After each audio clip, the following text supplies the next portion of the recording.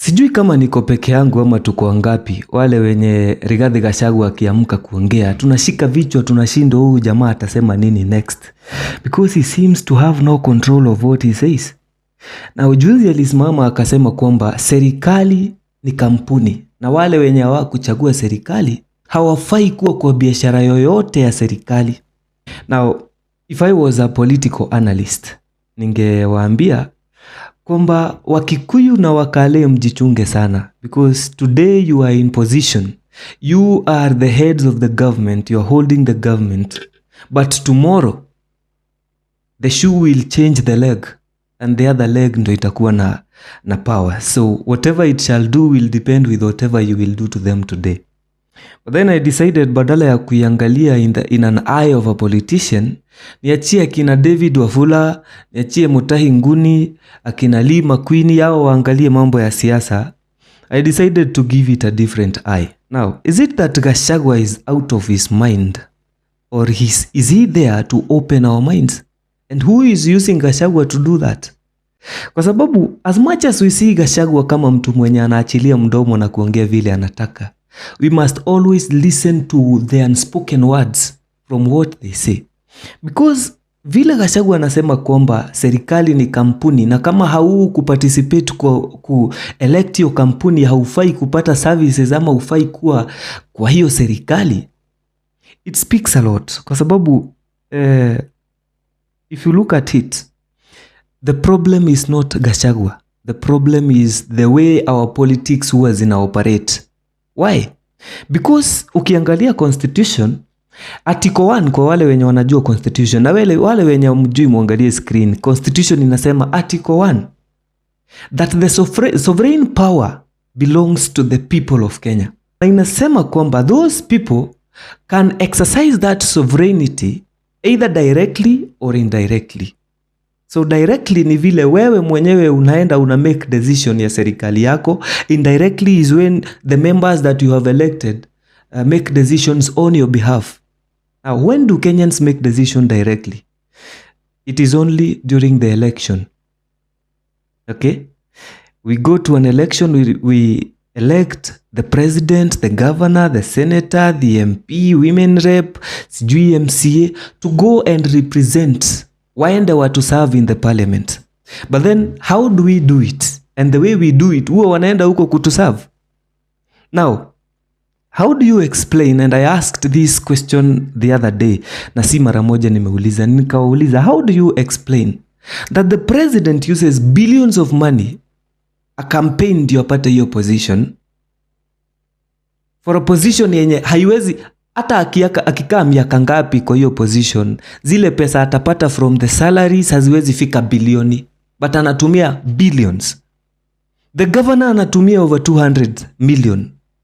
MCA peke yake mwenye analipwa 250,000 anatumia 5 million kufanya campaign, kutafuta contract ya 5 years peke yake. Are you convinced that huyo MCA anatumia hizo pesa ndio aende kwa hiyo bunge ya county assembly, or the government or the president anatumia hizo billions aende huko akaserve interest zako? Look at our constitution again. Ruko uende pale kwa article 152. President akiingia tunampatia kazi gani? Ati the first task yenye tunapatia president akishachukua powers, tunamwambia aende afanye appointments ya cabinet secretaries. Cabinet secretaries wenye hata hatujui qualification unafaa kupitia wapi, hatujui ni nani alimfanyia interview akajua kama aliqualify, but we end up having a cabinet secretary who we don't know the qualifications. How do you explain that mtu kama Mutahi Kagwe wakati wa Uhuru alikuwa CS wa health, yet he knew nothing, he did not do anything to do with health? Alikuwa saidia aje kwa hiyo ministry? Now how do you explain in the government of Ruto, Alice Wahome is a CS I think for water, yet wakati wa campaign hata hakuwa najua ni nini what bottom up economic model is? Do you remember how alikuwa lost? How do you explain that? But when Ruto joins the government, the first thing is to look at where the government does business and change the people that work for those institutions and for those positions, abadilishe aweke marafiki zake. So the government ideally, without even anybody telling you or without going to class na kuunderstand sijui kusomea political science ama business study, wewe unaona kabisa serikali imewekwa kama biashara ya mtu na marafiki zake. So wewe ukiingia na marafiki zako, ukitoka mwenye ataingia anatoa marafiki zako, unaretire na wao, yeye anaingia anaweka marafiki zake. How can a country develop where we change people every 5 years to bring them and to come and do their business with the government? Because ideally what Rigathi Gachagua is telling you is that exactly what I have been telling you, that the government is a business. It is not just what you think about it is. How does it end that you as a Kenyan unaenda kwa election, unachagua mtu, ideally umempatia kazi ya kwenda kukurepresent. The moment umekuwa wewe ndio umempatia kazi, then the idea is you are the employer, so you are the boss. How does it change inakuwa kwamba yeye ameketi na amekuwa yeye ndiye boss, sasa wewe ndio unamtafuta ndio umwambie chenye unataka kufanyie? How does it become that? It is because in the first place we missed the point that we did not practice the constitution and our sovereignty the way it was supposed to be done. Ideally, ukifikiria vizuri, joining the government or being a representative of the people should be the most uncomfortable business. Inakufikanga wapi? Inakuwa ati ndio the most comfortable, na ukijoin government unaonekana sasa wewe ndio tajiri, ndio uko pale mbele, ndio unafaa kuwa the most respected, when you should be the person mwenye anahurumiwa zaidi. Think about it. Someone is in Isiolo, jua imewaka, ng'ombe zinakufa in a day, more than 1,000 ng'ombe zinakufa, watu wanakufa hizo counties ndo zinafanya Kenya inaonekana ni kama, ama Afrika inaonekana ni ya watu maskini wenye wafikiri na hawana uwezo, so wazungu wanashinda huku wakitupatia usaidizi. So you have been elected by those people. A person who is dying, amelala wezi hata akaamka, amekuelect uende ukamrepresent kwa bunge, at least ulete zile sheria zinaweza msaidia wakati yako na njaa apate chakula, or in future sheria zenye in future zitamsaidia watoto wake wasikufe na njaa. At least yeye hata akikufa, wewe umprotect watoto wake wasikufe na njaa. How does it become comfortable when a child in Kisumu, a 5 years old boy, amezaliwa from a poor background, and it's not by coincidence, it is by nature the way God puts it, that utazaliwa kwa hiyo nyumba. Lakini ukizaliwa unapata hawana pesa, hawezi hata wakakusaidia uende shule as a child, and in the worst case mtoto anakuwa street child at the age of 5. Now the only thing yenye inaweza saidia huyu mtoto is that the government wenye wamekuwa elected put policies zenye zitasaidia huyo mtoto asome, at least abadilishe vile kwao kumekaa, kwao nyumbani, and at the end of it all asaidie Kenya.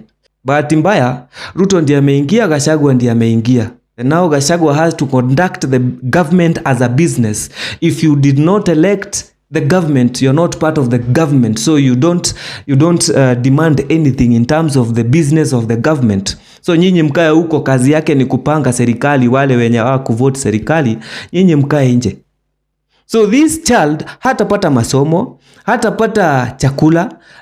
Huyu mtoto wa Isiolo hatawahi access hata barabara, simply because the people in power ni Wakikuyu na wazazi hawakuchagua the serikali.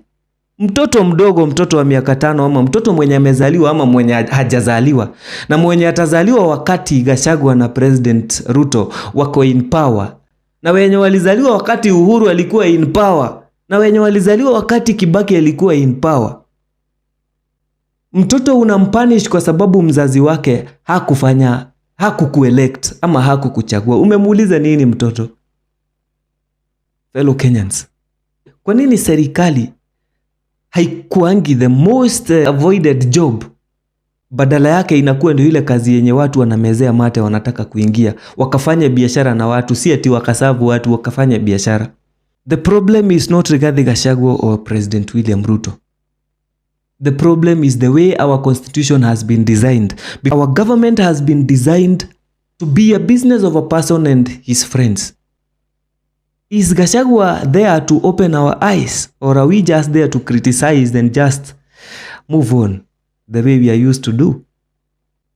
If the government is a company and those who are benefiting are those politicians who are elected, what about the owners of that government? Because the owners are mwananchi. Whether ukuwe wewe ni Mjaluo, wewe ni Mkikuyu, wewe ni Mkale, wewe ni Maasai, wewe ni Msomali, as long as you are a Kenyan, then you are the owner of the government. So wale wenye wameelektiwa na wale wenye serikali ya kina Rigathi Gachagua wakipata chenye wanapata as government officials, wewe mwenye nchi, what are you getting back in return? Can we have a conversation around that, about mwananchi and not about them? Kenyans, we do not have control over the past, but we always have the full control of where we are heading to. Ni hayo tu kwa sasa. Let's meet in the next video.